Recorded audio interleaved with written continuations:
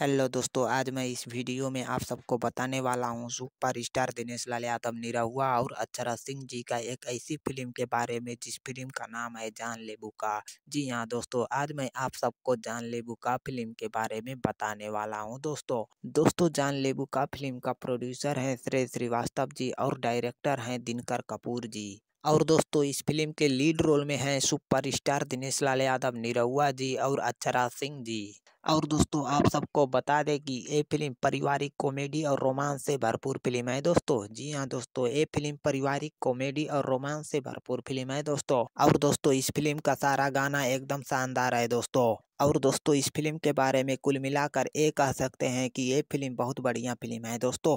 और दोस्तों आप सबको बता दें कि इस फिल्म को SRK म्यूजिक यूट्यूब चैनल पर रिलीज किया गया है दोस्तों।